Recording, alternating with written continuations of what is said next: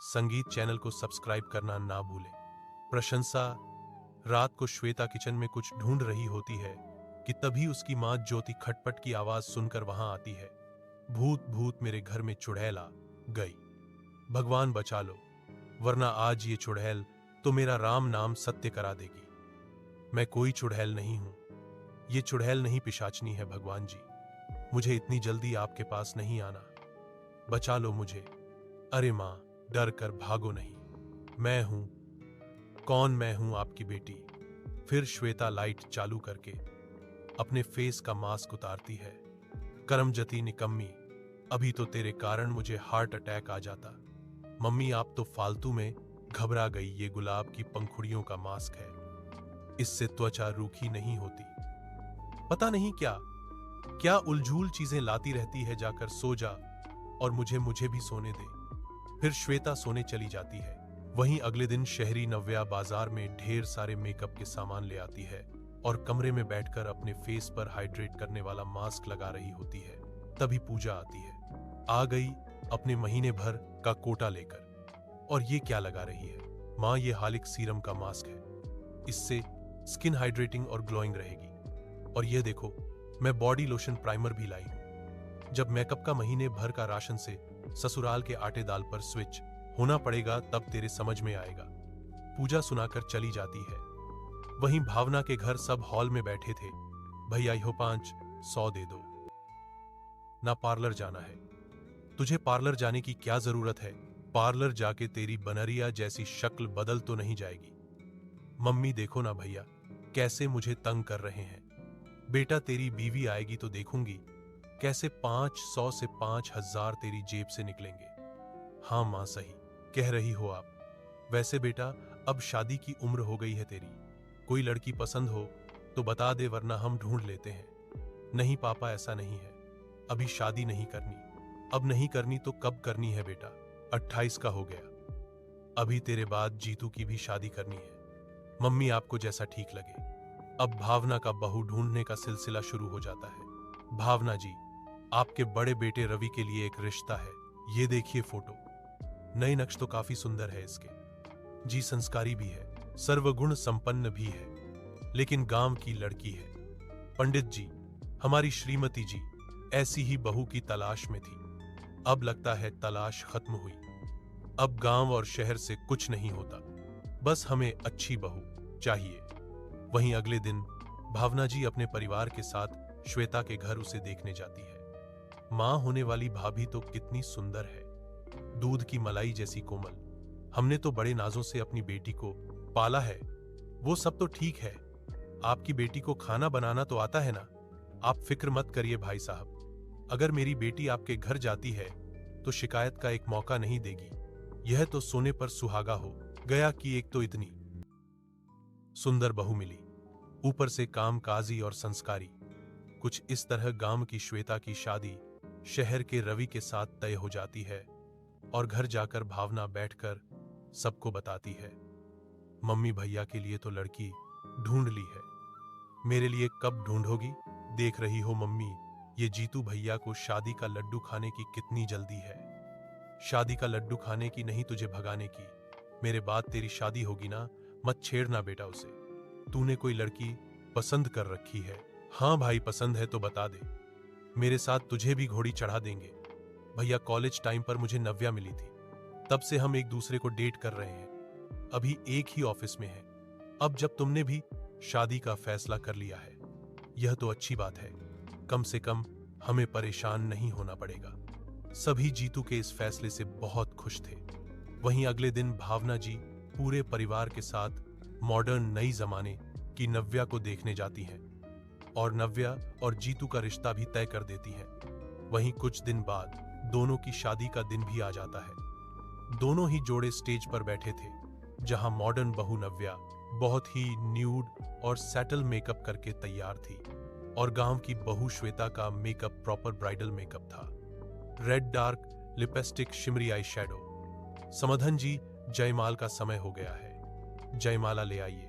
दोनों ही समधन जयमाला ले आती हैं और चारों को देती हैं। भैया भाभी लुकिंग बेस्ट कपल, अब जल्दी से वरमाला डालो। अब जयमाला होती है।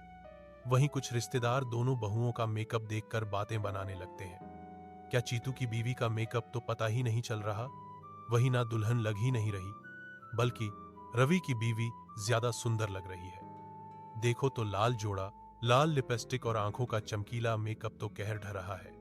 बुआ और मौसी जी, आप लोग यहाँ शादी का खाना खाने आई हो या मेरी भाभीयों को क्रिटिसाइज करने? मेरी गांव और शहर की भाभी दोनों ही सुंदर है, तो प्लीज यहाँ कलेश करना बंद करो। रोहिणी की बात सुनकर बुआ और मौसी दोनों का मुंह बन जाता है।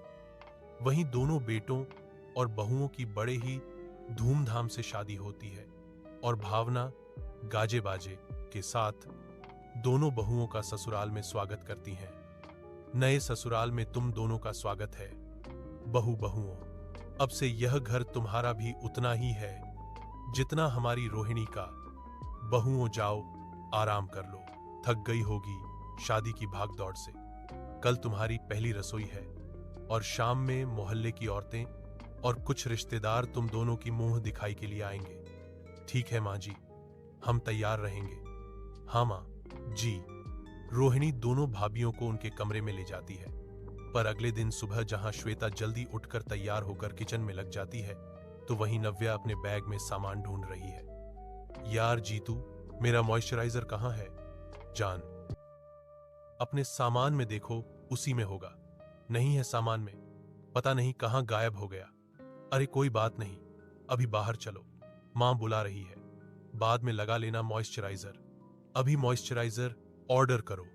तो मैं बिना स्किन केयर रूटीन किए कमरे से बाहर नहीं जाती। नव्या के जबरन कहने पर जीतू उसका मॉइस्चराइजर ऑर्डर करता है। वाओ, फाइनली ये आ गया। अब बढ़िया से अपने स्किन को मक्खन सी स्मूथ करूंगी। इसे लगाकर फिर मेकअप करूंगी। फिर नव्या बॉडी लोशन लगाकर स्किन को नरिश करके उसके बाद फेस पर मॉइस्चर लगाकर फिर प्राइमर लगाकर बेस रेडी करती है और 1 घंटे बढ़िया सा मेकअप करने के बाद वो कमरे से बाहर आती है। मेकअप से छुट्टी मिल गई बहू, तेरी जेठानी ने तो पहली रसोई तैयार भी कर दी। मम्मी जी, वो क्या है ना, मेरे लिए ब्यूटी ट्रीटमेंट फर्स्ट प्रायोरिटी है, उसके बिना मैं कमरे के बाहर नहीं आती। कोई नहीं, मैं मीठा बना देती हूँ। भाभी, सूजी का हलवा मत बनाना, गाजर का बनाना, घर में किसी को सूजी का हलवा उतना पसंद नहीं है। ठीक है रोहिणी। फिर नव्या भी अपनी पहली रसोई करके जेठानी के साथ मिलकर नाश्ता टेबल पर लगा देती है। नव्या बहू, तूने तो अपने मेकअप की तरह इस हलवे को भी बड़े अच्छे से डेकोरेट किया है, बड़ा लजीज दिख रहा है, खाकर बताइए माँ जी। जिसके बाद नव्या और श्वेता सभी को खाना परोसती है। आज का खाना तो बहुत ज्यादा स्वादिष्ट बना है। मेरी दोनों भाभी जितनी सुंदर हैं, इनके हाथों के खाने में भी उतना ही जादू है। भाभी, बहुत स्वाद है आपके बनाए खाने में। सभी दोनों बहुओं का खूब तारीफ करते हैं और उन्हें उनकी पहली रसोई का नेक देते हैं। वहीं शाम में दोनों बहुओं की मुंह दिखाई होती है।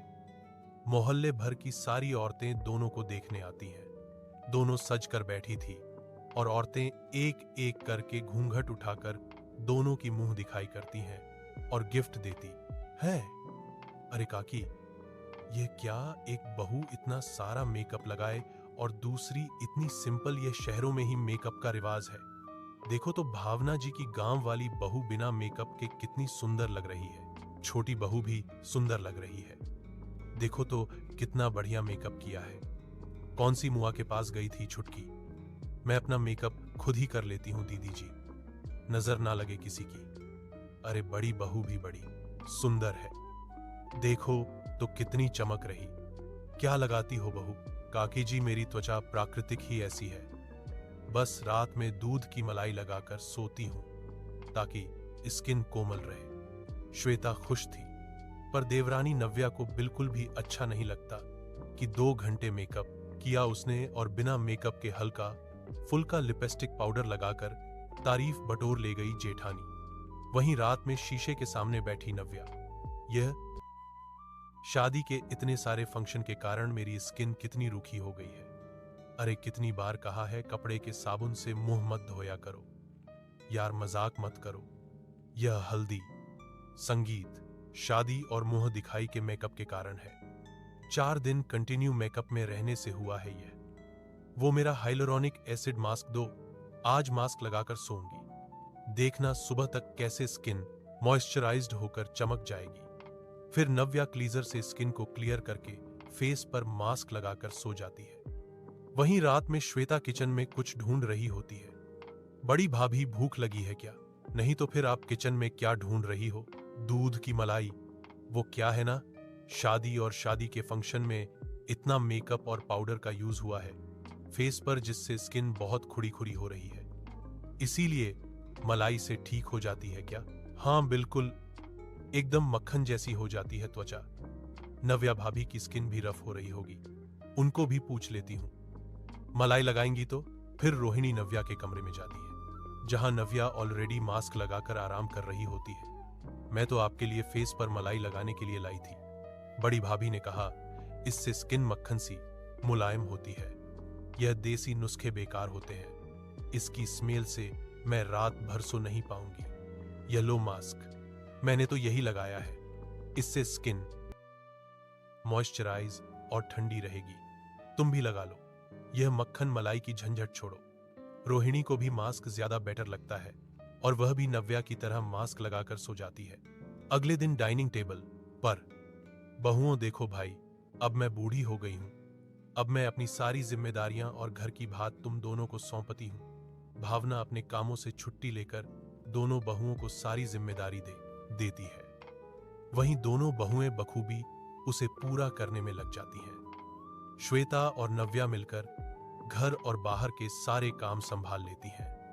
वहीं एक दिन हाथ और फेस आईने में देखते हुए नव्या, यह घर संभालते संभालते तो पता ही नहीं चला कब मेरे पैरों में इतने बड़े बड़े बाल आ गए और आईब्रो किए भी 2 हफ्ते से ऊपर हो गए। एजी पैसे दे, 2 पार्लर जाना है, ये लो 500। 500 में क्या होगा? 5000 2 वैक्सिंग क्लींजिंग और फिर आईब्रो और अपर लिप भी करवाना है। तभी श्वेता वहां आ जाती है। कहां जा रही हो देवरानी जी? पार्लर जा रही थी दीदी, आप भी चलो। मैं वैक्सिंग के लिए जा रही थी, पार्लर जाने की क्या जरूरत है, मैं घर पर ही हर्बल तरीके से वैक्स बना देती हूँ, हम दोनों कर लेंगे।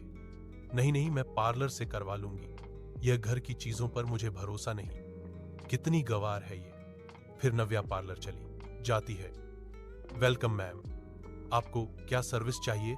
मुझे वैक्स करवाना था, मेरे हाथ पैरों में बहुत ग्रोथ हो रखी है, और हाँ प्लीज एलोवेरा वैक्स यूज करना। Okay ma'am.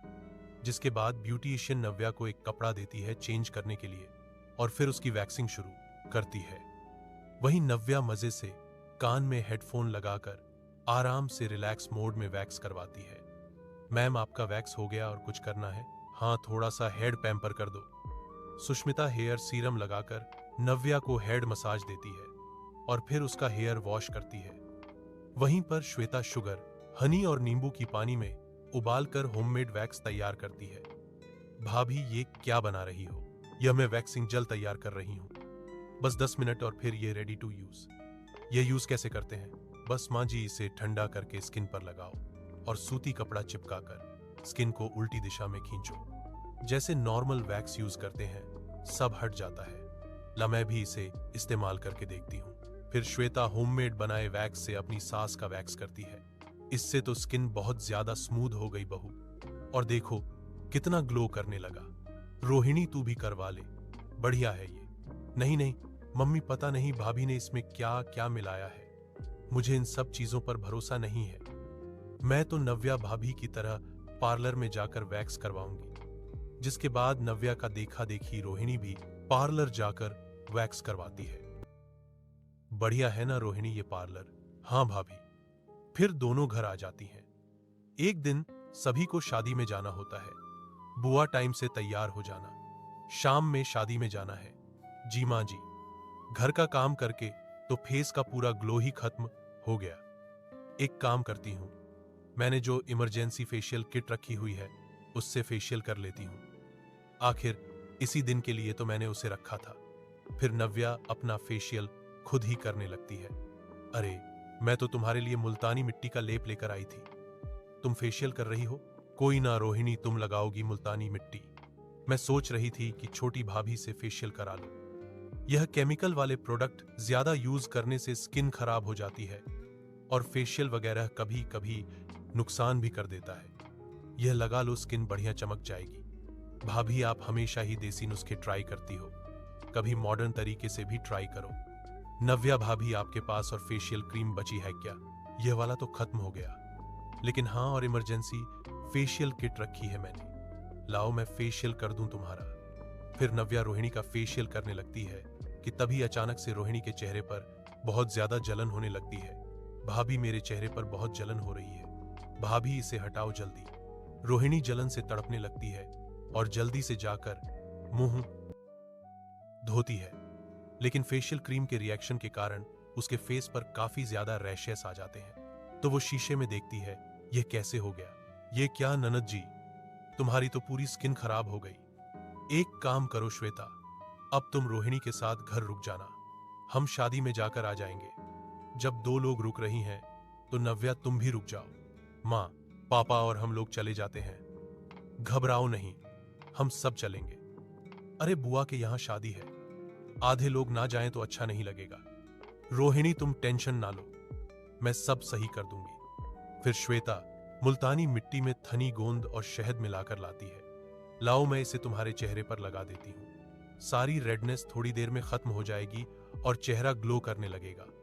श्वेता जल्दी से मुल्तानी मिट्टी का लेप रोहिणी के चेहरे पर लगा देती है और शाम तक उसका चेहरा पहले से भी ज्यादा ग्लोइंग हो जाता है, सारी रेडनेस गायब शीशे में देखते ही। हो बड़ी भाभी, मैं आपके नुस्खों पर बिलीव नहीं करती थी, लेकिन आज तो आपके कारण मेरी स्किन बच गई।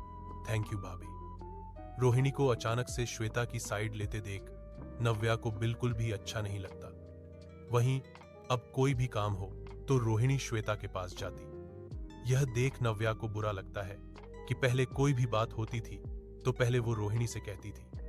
ऐसे ही एक दिन सोफे पर बैठकर चाय पी रही भावना श्वेता, तुलसी बहू यहाँ कैसे? चाची जी, एक कटोरी चीनी चाहिए थी। अरे तुलसी दीदी, यह चेहरे पर दाने कैसे हैं? जा ही नहीं रहे हैं, गर्मी से है, मैं अभी चीनी के साथ लेप लेकर आती हूँ। तुलसी दीदी, यह लो एक कटोरी चीनी और यह लोशन, इससे आपकी स्किन के सारे दाने चले जाएंगे। थैंक यू नव्या। लेकिन यह क्या? नव्या का दिया लोशन लगाते ही तुलसी के चेहरे के दाने और बड़े और भयानक हो जाते हैं, जिससे तुलसी परेशान होकर रोने लगती है और नव्या को आकर खूब सुनाती है। तभी श्वेता तुलसी और दालचीनी को पीसकर लेप बनाकर देती है। दीदी, आप इसे लगाओ, इससे आपके दाने बिल्कुल ठीक हो जाएंगे।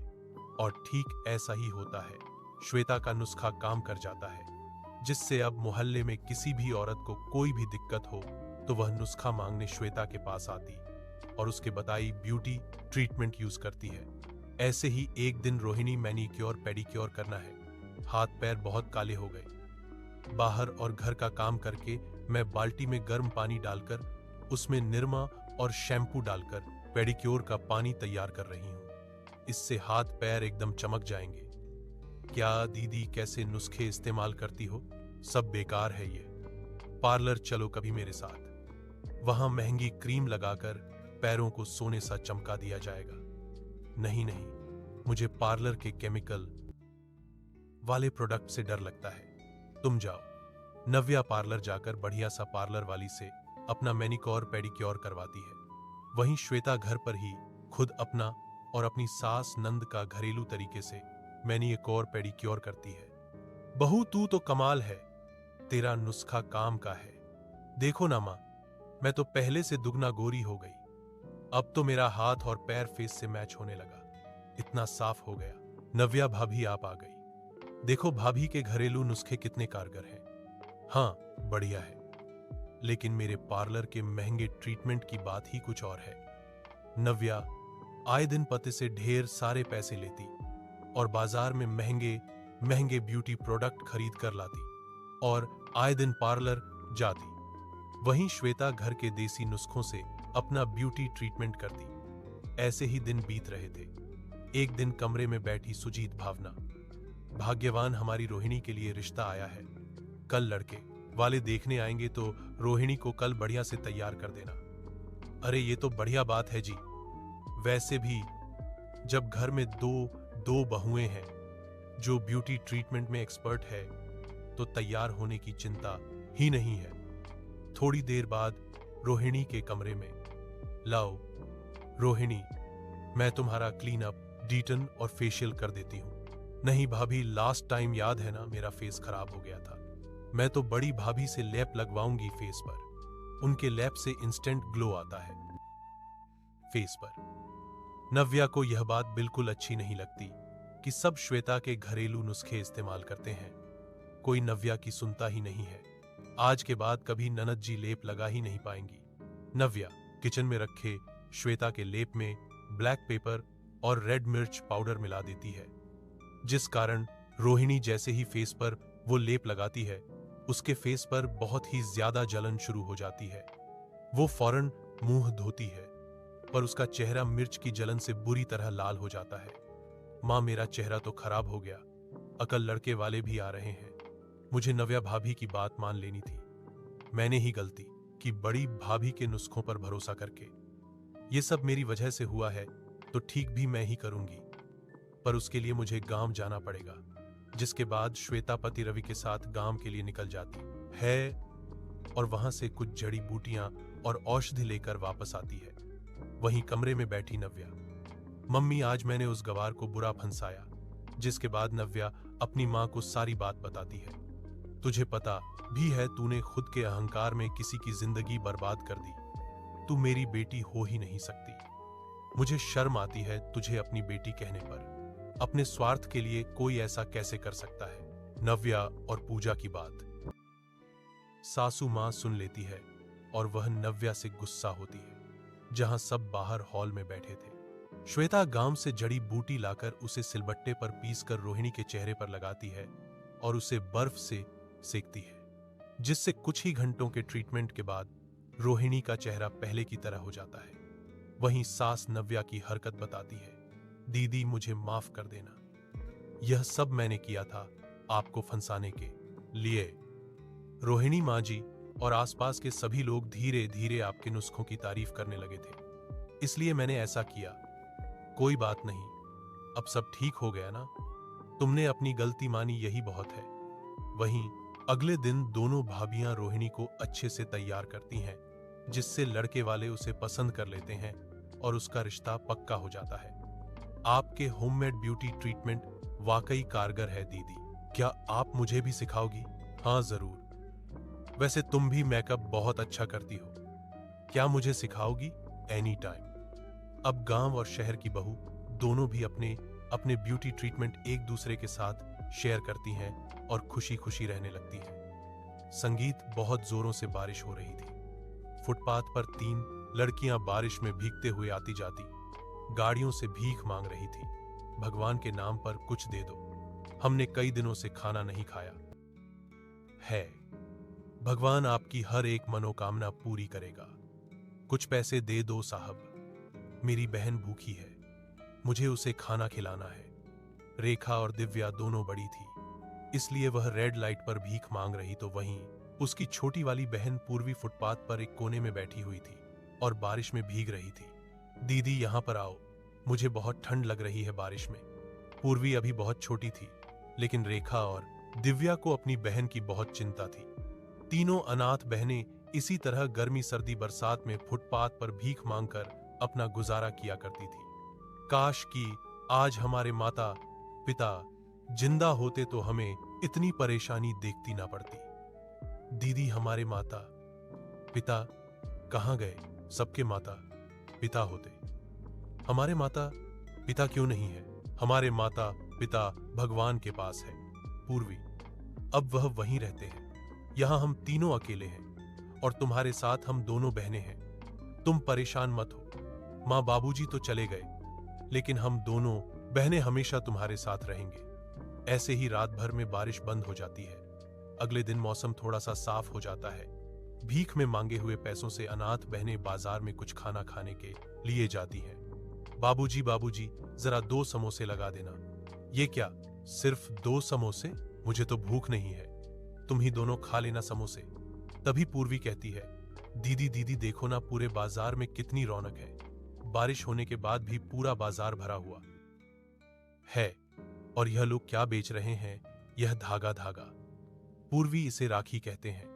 जब बहन अपने भाई के राखी बांधती है तो उसका भाई उसे एक उपहार देता है, और यह राखी का त्योहार इसलिए मनाया जाता है क्योंकि भाई अपनी बहन की हमेशा रक्षा करता है। अगर ऐसी बात है तो फिर हमारा भाई कहाँ है? हमारा कोई भाई नहीं है क्या दीदी? पूर्वी की यह बात सुनते ही रेखा और दिव्या की आंखों में आंसू आ जाते हैं। नहीं बहन, हमारा कोई भाई नहीं है। इस दुनिया में हम अनाथ हैं। हमारे माता पिता भी नहीं है, ना ही भाई है। दिव्या और रेखा दोनों ही इमोशनल हो जाती हैं। दोनों को भाई ना होने पर बहुत अफसोस होता है। वह एक दूसरे से कहती हैं, चलो माता पिता स्वर्गवासी हो गए, कम से कम भगवान हमें एक भाई ही दे देता तो हमें कुछ तो सहारा मिलता। कभी कभी तो जिंदगी ऐसी लगती है जैसे भगवान ने हमें कुछ दिया ही ना हो, बस हमसे छीना हो। रेखा और दिव्या दोनों बहुत ही ज्यादा उदास हो जाते हैं। अपने समोसे खाने के बाद वह तीनों वापस से फुटपाथ पर आ जाती हैं, जहां वह भीख मांग ही रही होती हैं। इस वक्त गाड़ी से कुणाल नाम का लड़का वहां से जा रहा होता है। भैया भैया खाने को कुछ दे दो भैया, बहुत जोरों से भूख लगी है। अगर कुछ पैसे हैं तो पैसे ही दे दो भैया, खाने के लिए तो कुछ नहीं है, यह लो पैसे ही ले लो। कुणाल रेखा दिव्या को कुछ पैसे दे देता है, जिसके बाद वो वहां से अपनी गाड़ी में बैठकर चला जाता है। धीरे धीरे बारिश शुरू हो जाती है और तीनों बहनें एक छोटे से तंबू में जाकर बारिश से छुप जाती हैं। अगर यह तंबू ना होता तो पता नहीं हमारा क्या होता। इधर अनाथ बहनों के पास रहने के लिए छत तक नहीं थी, तो उधर कुणाल एक बहुत अमीर घर का बेटा था, वो भी इकलौता बेटा। उसके माता पिता को उसके बाद कोई संतान ही नहीं हुई थी। उसकी कोई बहन तक नहीं थी। वह उस वक्त मंदिर जा रहा था। हे भगवान, बारिश शुरू हो गई। चलो कोई बात नहीं, पहले भगवान के दर्शन कर लेता हूं। कुणाल मंदिर के अंदर जाता है और भगवान के दर्शन करता है। हाथ जोड़कर वह भगवान से कहता है, हे भगवान, काश तूने आज मुझे मेरी बहनें दी होती तो वह भी मेरे साथ राखी का त्योहार मनाती, मेरे लिए सुंदर सुंदर राखी लेकर आती। कुणाल को भी अपनी बहनों के ना होने का बहुत अफसोस था। वह मंदिर में भगवान की पूजा करके अपनी गाड़ी में बैठता और वापस वहां से लौटने लगता। जब वह उस रास्ते से जा रहा होता है तो उसे वह तीनों अनाथ बहनें तंबू में बारिश में सोते हुए नजर आती हैं। हे भगवान, यह तो तीनों अनाथ हैं, लगता है इनका कोई नहीं है, तभी यह यहाँ पर सो रही हैं, पर बेचारी किस तरह गुजारा कर रही हैं। कुणाल उस वक्त तो वहां से चला जाता है, लेकिन उस रात वह उन अनाथ बहनों के बारे में ही सोचता रह जाता है। कल मैं उन तीनों के पास जाकर उनकी मदद करने की कोशिश करूंगा, क्या पता वह मुसीबत में हो। कुणाल अगले दिन जब उस रास्ते से जा रहा होता है तो उसे वह तीनों अनाथ बहनें कहीं नजर नहीं आती। इतनी सुबह सुबह यह तीनों कहां चली गई, कहीं दिखाई नहीं दे रही हैं। कुणाल वहां से चला जाता है। उसे उन तीनों में से कोई दिखाई नहीं देता। इधर तीनों अनाथ बहनें रेलवे स्टेशन पर भीख मांग रही होती हैं। कुछ खाने को दे दो, बहुत जोरों से भूख लगी है। भगवान आपकी हर मनोकामना को पूरी करे। कई लोगों से भीख मांगने के बाद भी दिव्या और रेखा को कहीं से भीख नहीं मिलती। बेचारी तीनों गरीब बहनें धक्के खाकर बारिश में भीगते हुए वापस फुटपाथ पर आ जाती हैं। वह दिन उनका बहुत बुरा जाता है। एक तो खाने को कुछ नहीं मिलता और दूसरी तरफ बारिश की वजह से वह कहीं निकल भी नहीं पाती और वापस तंबू में आकर बारिश के रुकने का इंतजार करती रहती है। देखते ही देखते रात हो जाती है। रात के समय बहुत तेज बारिश में उनके तंबू के पास कुछ शराबी नशे की हालत में पहुंच जाते हैं। झूम बराबर शराबी, झूम बराबर झूम। अरे मुझे तो इतनी चढ़ गई कि सब कुछ झूमता हुआ ही नजर आ रहा है। तीनों नशे की हालत में तंबू के अंदर झांकने लगते हैं। तभी उन्हें तीनों अनाथ बहनें नजर आती हैं। क्या बात है, यहां तो माल ही माल है, एक तेरी और एक मेरी। अरे तुम दोनों पागल हो गए हो क्या? बेचारी लड़कियां, इन्हें छोड़ दो, रहने दो। चल, छोटी बारी तो अनुराग की बहन बन जाएगी, बाकी दोनों हमारे लिए हमारी रात रंगीन करेंगी। विपिन और कैलाश दोनों तंबू के अंदर घुस जाते हैं और बेचारी दिव्या और रेखा के साथ जबरदस्ती करने लगते हैं। चले जाओ यहां से, हमें अकेला छोड़ दो। हमने तुम्हारा क्या बिगाड़ा है? भगवान के लिए हमें छोड़ दो। मैं तुम्हारे आगे हाथ जोड़ती हूं। हम अनाथ बहनों को अकेला छोड़ दो। जाने दो, हमें यहां से क्यों परेशान कर रहे हो? दिव्या रेखा दोनों बहनें अपने आप को बचाने के लिए बहुत तेज चलती हैं, लेकिन वहां कोई नहीं आता। लेकिन अचानक से इस समय कुणाल की गाड़ी वहां से गुजर रही थी। कुणाल की जैसे ही नजर तीनों अनाथ बहनों के ऊपर पड़ती है, वह उन्हें मुसीबत में देखकर अपनी गाड़ी रोक लेता है और वह गाड़ी से निकलकर उन तीनों बदमाशों को अच्छे से सबक सिखाता है और वहां से उन्हें मारकर भगा देता है। चिंता मत करो मेरी बहनों, तुम्हें कुछ भी नहीं होगा। मैं तुम्हारे साथ कुछ गलत नहीं होने दूंगा। पहली बार किसी को अपने आप को बहन बोलते हुए देखकर वो तीनों बहुत खुश होती हैं। तभी दिव्या और रेखा की आंखों में आंसू आ जाते हैं। आज अगर हम अनाथ बहनों का कोई भाई होता तो शायद वो भी हमारी इसी तरह मदद करता। भैया तुम्हारा बहुत बहुत शुक्रिया। शुक्रिया कहने की जरूरत नहीं है। तुम्हारी जगह अगर मेरी कोई बहन होती तो मैं उसकी मदद करता, लेकिन अफसोस मेरी कोई बहन नहीं है। यह सुनते ही दिव्या और रेखा एक दूसरे को देखते हैं। तभी वह दोनों अपनी चुन्नी के पल्लू से एक कपड़ा फाड़कर कुणाल की कलाई पर बांध देते हैं। हमारा कोई भाई नहीं है, आज से आप हमारे भाई हो। हमारे पास राखी तो नहीं, पर यह कपड़ा हमारी राखी ही है। इतने सालों में पहली बार अपने हाथ की कलाई पर कपड़े की राखी देखकर कुणाल की आंखों में आंसू आ जाते हैं।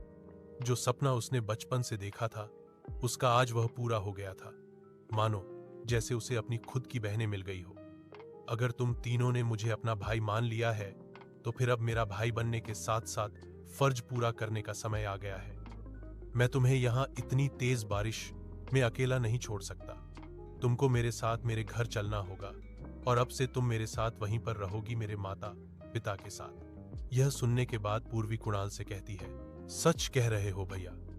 क्या हम तुम्हारे साथ चलेंगे और आप हमें खाने को खाना भी दोगे, साथ में रहने के लिए घर और खेलने के लिए खिलौने भी दोगे और हमारे लिए नए नए कपड़े भी लेकर आओगे जैसे सबके भाई लेकर आते हैं?